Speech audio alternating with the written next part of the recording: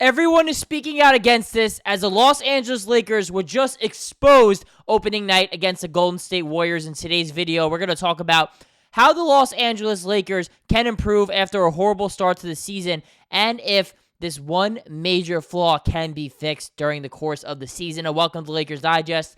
My name is Hunter Pitcoff, and we cover everything surrounding your Los Angeles Lakers. Guys, the Lakers might be on 1, but there are 81 more games left, so stay with us. Stay with us here on Lakers Digest because still 53% of you guys watching the content, that is the vast majority of you, are not subscribed. If you're one of those people, stop what you're doing right now, hit that subscribe button because even though the Lakers did not show up during the second half of that game, we show up here every single day to give you guys around-the-clock coverage surrounding your Lakers, so it means a lot if you hit that subscribe button. But before we get into the meat and potatoes of today's video, you know what? I'm not going to keep you guys waiting too much longer. Let's get into it right now. And the third quarter troubles, as I had trouble saying that was the type of troubles that the Los Angeles Lakers have ran into, not only in the loss against the Golden State Warriors, but also during the last season plus here in the J.J. Redick era. And even before that, felt like the Lakers are just, they have been cursed, whether it's Darvin Ham, whether it is J.J. Redick. This team just sucks in the third quarter, and I don't know what it is. You can't play LeBron. He didn't even play tonight. It's a whole new cast of characters, and yet we see a similar result here. And many players, of course, J.J. Redick spoke out, but we're going to hit off here with Austin Reaves, who had a lot to say about the third quarter struggles. And outside LeBron is the longest tenured Laker currently on the roster. He said, quote, "We've just been bad in the third quarter. Last couple of years for sure, but I think ever since I've been here, we've had a problem with the third quarter. So just got to figure out a way to come out with a little bit more energy." First thing JJ talked about after was just figuring out a way to be better in that third quarter. That's on us players. That's not on the coaches. They come in here and give us the answers to the test. We just didn't come out and execute. So that's on us, and we have to be better. And, of course, the Lakers even spoke more in-depthly about it. Austin Reaves also saying that, "I think it's time," quote, as he noted that the Lakers have not put things together just yet. "We have not had a lot of time together as a complete group. Obviously, we're still not complete, but we're just going to continue to build and get better and learn how to play alongside one another." I mean, I had 5 turnovers tonight. I don't think a couple of them were just dumb, but a couple of them were just miscommunications on where I need to throw a pass to DA, which is DeAndre Ayton. It wasn't the wrong read. It was the wrong pass at the right time, basically. So just like learning those little things, and you learn those on the fly. And then also J.J. Redick chiming in here too, saying that, quote, "The trend I see is that we continue to be a terrible third quarter team to start, and that this was last year. That was the preseason. Got to rethink some things, and it's a two-way thing with the guys. What do they need at halftime to make sure they're ready to play? They're not ready to play to start the third quarter." So everybody acknowledging in this locker room. J.J. Redick now his second year there. Austin Reaves, who's been there, I believe, is his 5th season now with the Lakers, which in NBA nowadays, in the year 2025, being with a team for 5 years is like being with a team for 10 years because all these players just keep getting shipped to different teams. So, with all that being said, this is a problem for the Lakers. They have always come out flat in third quarters for the last handful of years, no matter who's the coach, who's on the court, the different moves they make. This continues to be a problem for this team, and everyone's speaking out about it now. And J.J. Redick saying, "We got to figure this out." Well, it's too late. It's the start of the season. You can't, Rob Pelinka made the analogy last year. Trading for Luka was like trying to build the plane while it was in the air. Well, this is kind of a similar thing. It's the early season. Yes, I get that. But look, guys, we're going to actually come up with a couple ways that they can fix this, at least short term.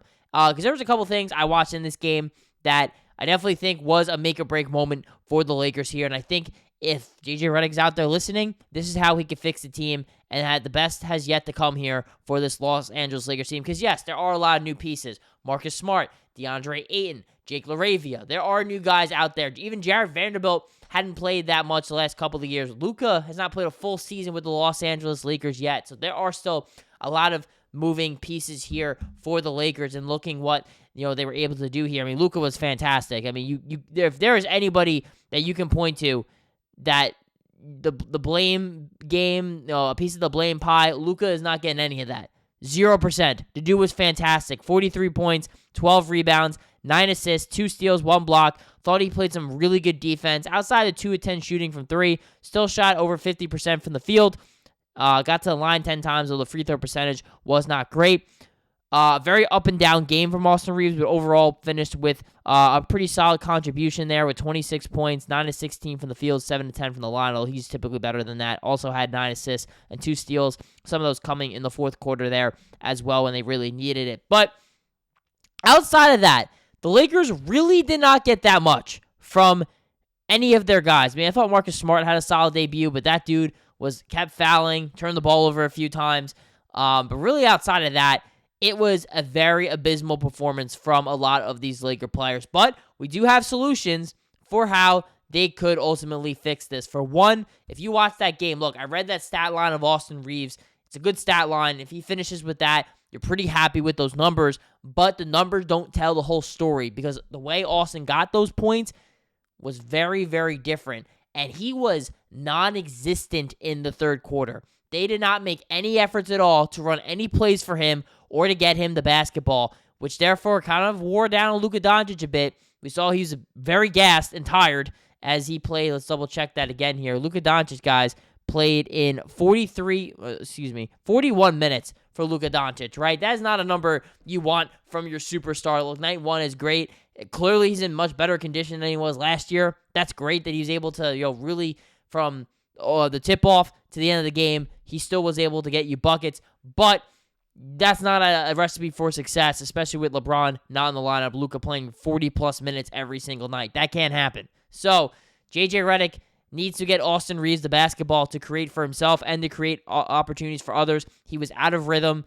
He had to really pick himself back up in the fourth quarter after he basically did nothing in the third quarter. Another guy, too, Rui Hachimura. You look here, only 9 points for him, 3 of 6 from 3, and 3 of 6 from the field. He did not have a single field goal attempt inside the three-point line. Now, look, it's great he shot 50% from 3. We know Rui's a good spot-up shooter, but that number of shots, especially with LeBron out of the lineup, Rui needs to feast. You need to get him the ball on the post, get him cutting to the basket. He's a physical player. Get him to the foul line. Rui needs more touches, and that's someone you need to get established early in the game, right? When Rui gets it going early in the games and first quarters, that's where he has to be at his best.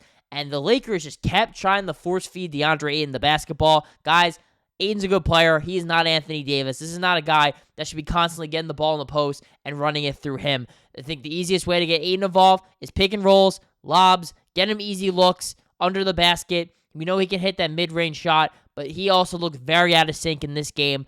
And the Golden State Warriors were kind of able to feast as a result as the Lakers offense really stalled, really trying to force feed the effort to DeAndre Ayton. Get him easy looks, get him easy buckets, get Rui involved early in the game, and let him get his feet wet, feet under him, and establish himself. By the time he gets to the third quarter, he's in rhythm already. And Austin Reaves, you need to continue to let him handle the rock. It lets Luka Doncic play more off the ball and lets him kind of get a breakout there as he had to really single-handedly do everything. And then you hope guys like Gabe Vincent get open looks as a result. The basketball needs to move more. And I think if they're able to do that and stick to the game plan, Luka Doncic can drop 40 basically any single night. Get these other guys involved first, and then let Luka Doncic do his thing. He'll figure it out from there.